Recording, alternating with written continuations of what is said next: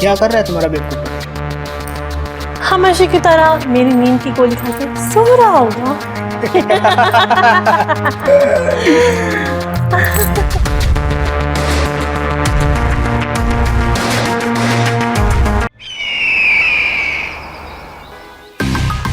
नमस्कार, मैं हूँ रानी चैटर्जी। मैं फिर आ गई हूँ क्राइम चक्र के एक नए एपिसोड में एक नई कहानी के साथ। कहते हैं ना कि एक औरत ही दूसरे औरत की सबसे बड़ी दुश्मन होती है। जया और रीता बहनें होते हुए भी एक दूसरे से कितनी अलग थीं। कहाँ जया अपनी बड़ी बहन की मदद करना चाहती है और वहीं रीता उसके सुखी जीवन से जलकर उसे बर्बाद करना चाहती है। जया को तो इस बात की भनक भी नहीं, वो तो सपने में भी नहीं सोच सकती कि उसकी खुशियों की सबसे बड़ी दुश्मन उसकी अपनी बहन निकलेगी।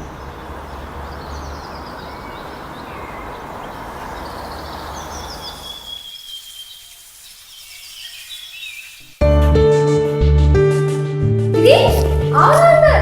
वहाँ की बड़ी हो। आओ।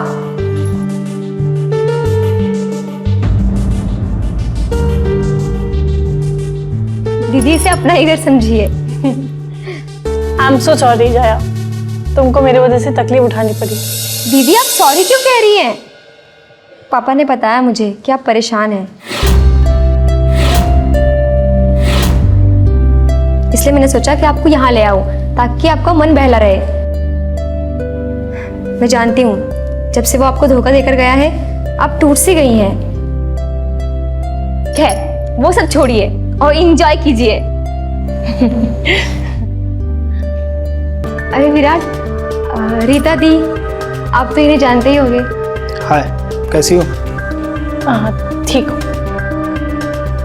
जया, मैं ऑफिस के लिए निकलता हूँ, आने में देरी हो जाएगी। कंपनी में ट्रांसपोर्ट के लिए कुछ इशू है, उन्हें सॉल्व करते करते पूरा दिन चला जाएगा। Take care. Bye.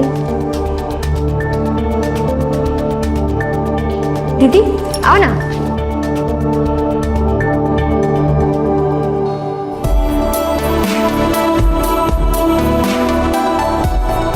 I am so sorry Jaya, तुमको मेरी वजह से उस दिन ना चाहते हुए भी शादी करना पड़ा।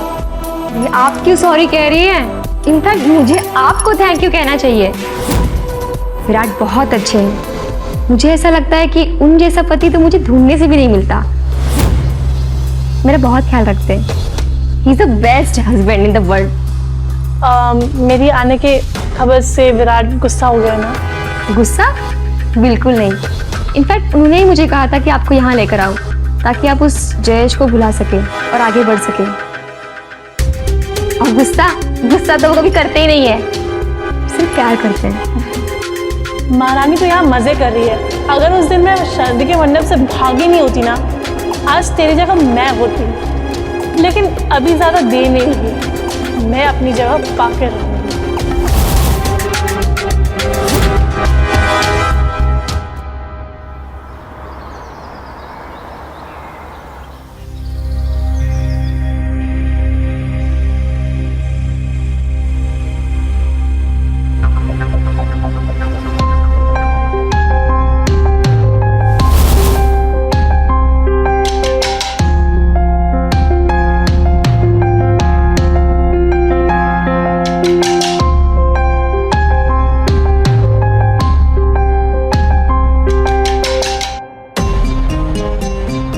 अरे विराट,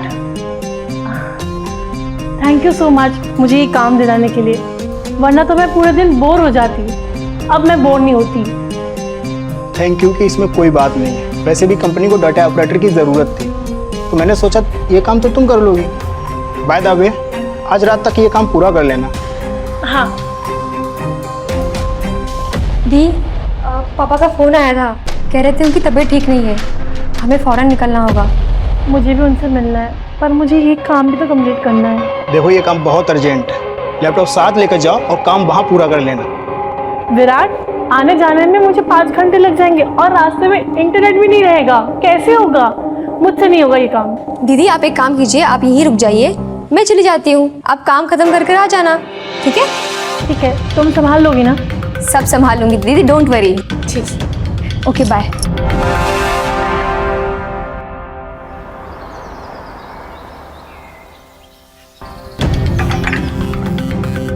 अरे लाओ मैं धो देती हूँ। नहीं नहीं, मैं कर लूँगा, आप तकलीफ मत लो।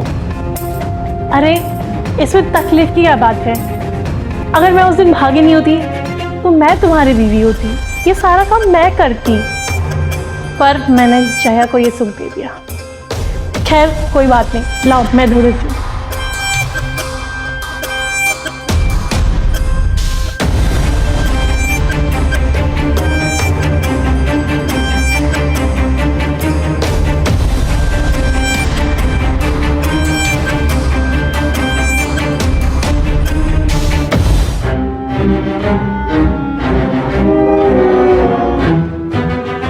विराट, विराट हाँ जरा किचन में आना।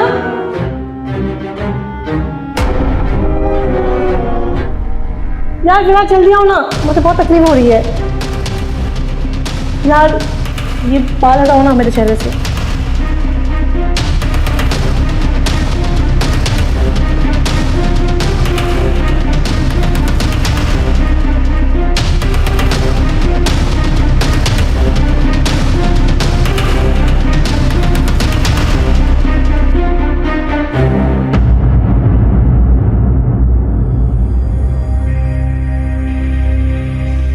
काश मैं तुम्हें उस दिन छोड़ के नहीं जाती, मैं तुम्हारी बीवी होती, मैं तुम्हें जय से भी ज़्यादा सुख देती। चाहो तो आजमा सकते हो।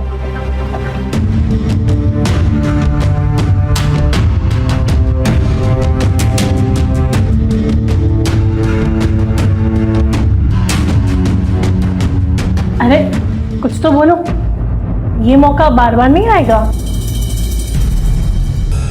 मौका तो मैं कभी नहीं छोड़ता। उस दिन तुमने मेरे से शादी ना करके कितनी बड़ी भूल कर दी। आज मैं तुम्हें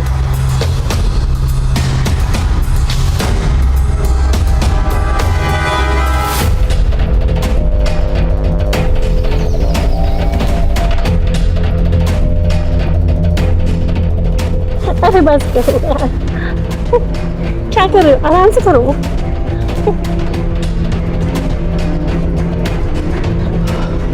तुम सच कह रही थी, जया से ज्यादा मजा तुमसे आया। मैंने बोला था ना। इस वक्त कौन आया होगा? देखो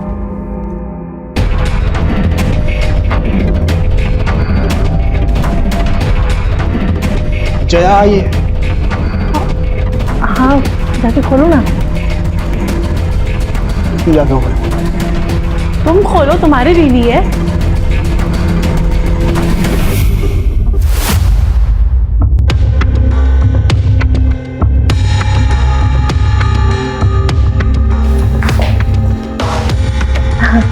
अरे जया, तुम तो 2 दिन के बाद आने वाली थी ना? हाँ, पर पापा ने मुझे वापस भेज दिया। उन्होंने कहा मैं ठीक हूँ तो तुम चली जाओ। अच्छा।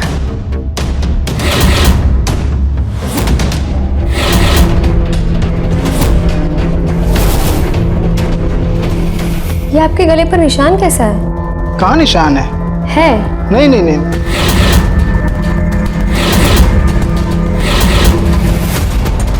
अरे वो सॉस गिर गया था इसके यहाँ पर। सॉस? हाँ, वो कैसे खाता तो जानती है ना। रीता सही कह रही है, पता ही नहीं चलता। ऑफिस के काम में बिजी रहता हूँ, तो कब निशान कब लग गया मुझे नहीं पता।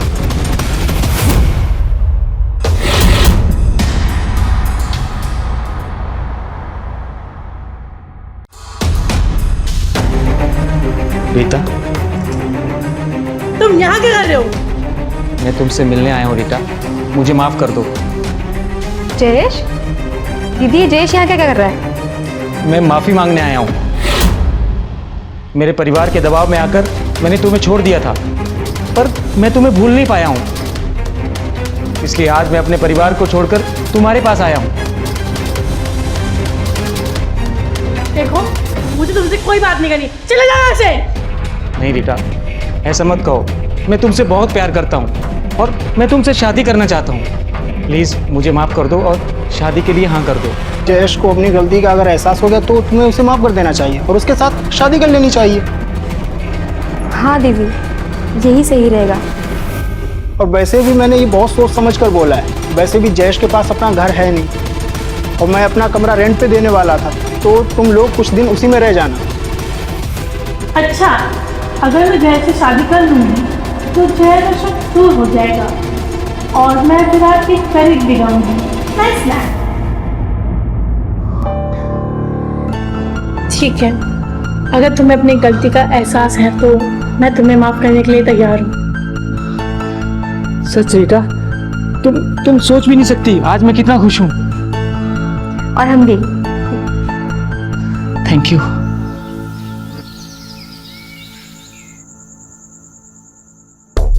तुम नहीं जानती हो रीता, आज मैं कितना खुश हूँ। मैं भी। विराट ने हमारी बहुत मदद की है ना। हाँ। बहुत नेक दिल इंसान है। हाँ। सुनो, ये मैं तुम्हारे लिए दूध लेकर आई हूँ। पहले दिन से कितना ख्याल रखने लगी हो ना मेरा। और मेरे घर वाले थे जो तुमसे शादी के लिए मना कर रहे थे, अब अफसोस होगा उन्हें।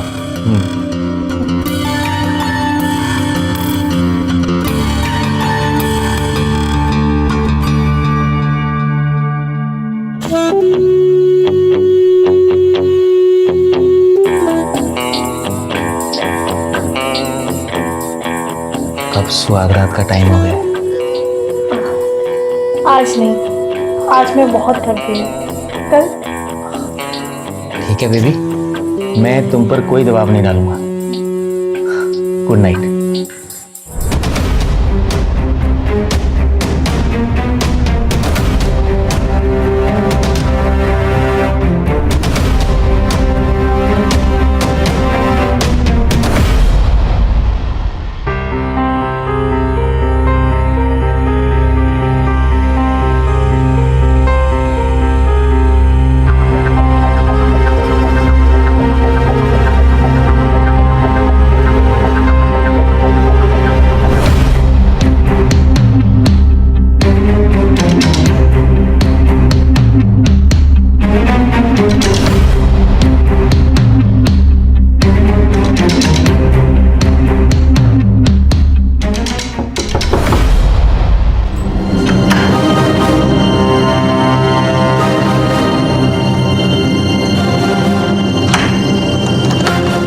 काम अच्छे से तो किया ना?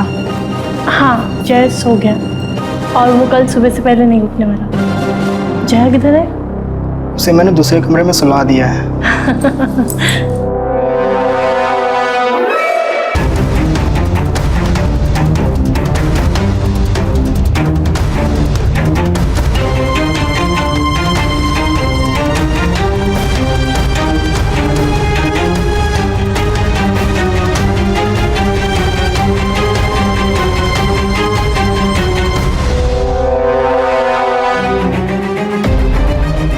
क्या हुआ जीजा जी? आप इतनी परेशान क्यों हैं? और आप किस लिए मिलने आए थे? कैसे बताऊं? अब कैसे बताऊं? तुम मेरी साली ना होती तो बता देता। कोई बात नहीं जीजा जी, आप मुझे अपना दोस्त समझिए और अपने मन का बोझ हल्का कर लीजिए। जया, मेरी और रीता की शादी में पूरा 1 महीना हो गया, पर हम दोनों में अभी तक पति पत्नी वाला कोई संबंध नहीं बना।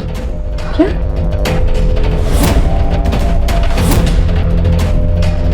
हाँ। हो सकता है जीजा जी दीदी घबरा गई हो। नहीं जया, प्रॉब्लम वो नहीं है। मैंने रीता की अलमारी में एक फाइल देखी। रीता प्रेग्नेंट है। क्या? हाँ, हम दोनों में कोई संबंध नहीं बना और वो प्रेग्नेंट हो गई है। इसका मतलब प्रेग्नेंट? आप चिंता मत कीजिए, मैं एक बार दीदी से बात करके देखती हूँ। नहीं जया, शायद मुझ में ही कोई कमी है। मेरा भी बहुत मन करता है कि मुझे भी विराट की तरह पति होने का सुख मिले, पर शायद ये सुख मेरी किस्मत में नहीं लिखा। आप ऐसा क्यों फील करते हैं जीजा जी? मैं हूं ना आपके साथ।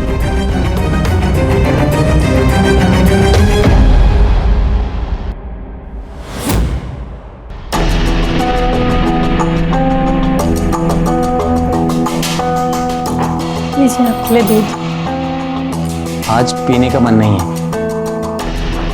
ऐसे कैसे दूध पीने का मन नहीं है? आपके सेहत के लिए बहुत अच्छा है, पीजिए। और मैं आपके सेहत का ख्याल नहीं रखूंगी तो कौन रखेगा? पता नहीं क्यों, लेकिन जब से ये दूध पी रहा हूँ नींद बहुत आती है। ठीक है, बच्चों जैसे बहाना मार रहे हो। क्यों दूध? मैं वॉशरूम जा रही हूँ, मुझे ग्लास खाली चाहिए जब तक मैं आऊँ।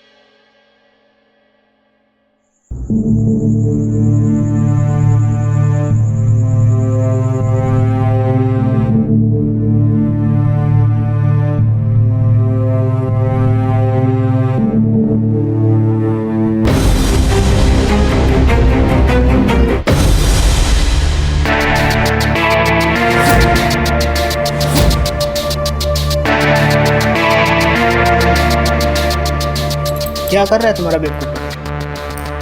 हमेशा की तरह मेरी नींद की गोली खा के सो रहा होगा।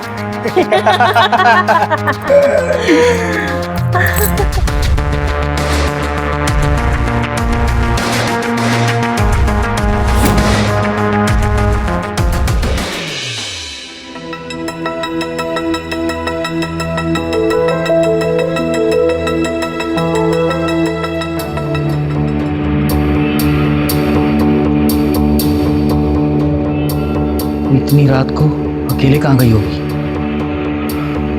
देखता हूँ।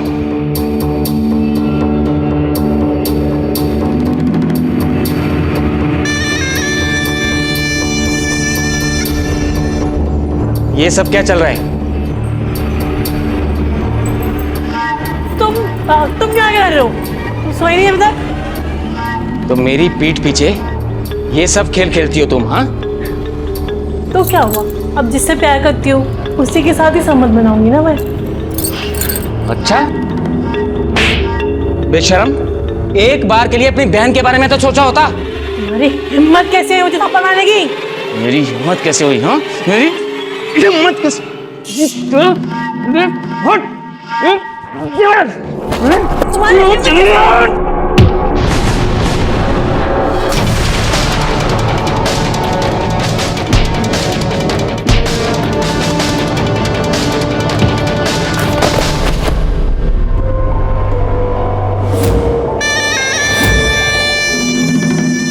गीता, गीता,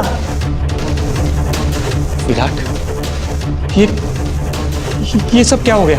ये सब तुम्हारी करामात है। अरे नहीं, ये सब तुमने किया है।